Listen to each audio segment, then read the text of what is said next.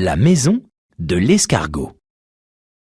Il était une fois un pauvre escargot qui souffrait beaucoup à chaque fois qu'il partait en randonnée, car il avait du mal à suivre le rythme de ses compagnons.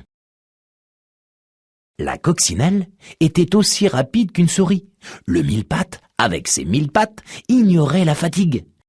Le scarabée prenait même le temps de faire des escapades vers les fleurs.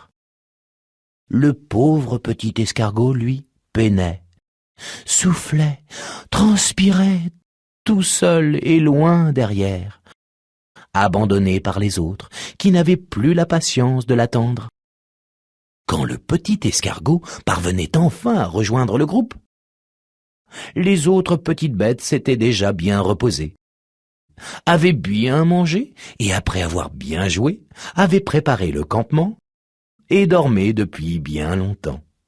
Et comme il n'y avait plus de place, le petit escargot devait coucher à la belle étoile. Mais chaque matin, obstiné, il reprenait la route, espérant toujours rattraper ses amis. Pour ne pas s'ennuyer pendant le parcours, il sifflotait, regardait à droite et à gauche, saluait les petites bêtes qu'il rencontrait.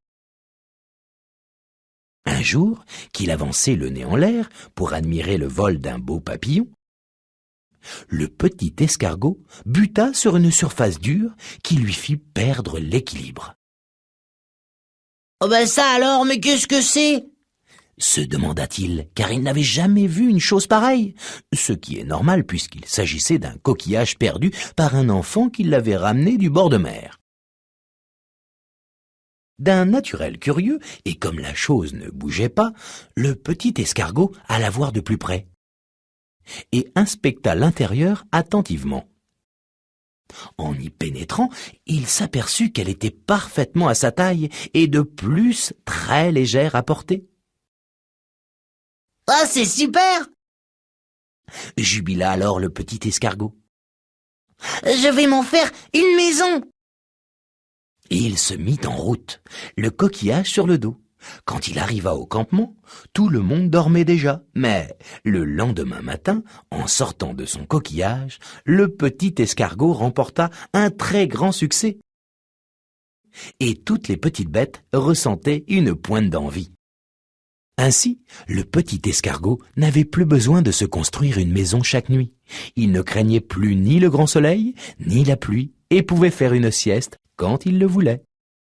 Les petites bêtes de la forêt cherchèrent alors toutes une maison à se mettre sur le dos.